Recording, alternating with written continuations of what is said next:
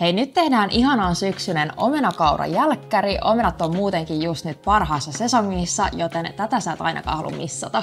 Aloitetaan leikkaamalla kaurakeksejä. Sitten siirretään ne tänne pannulle ja paistetaan voissa, kunnes ne on ihanan kultaisen väriset. Pakko maistaa pikkupalanen.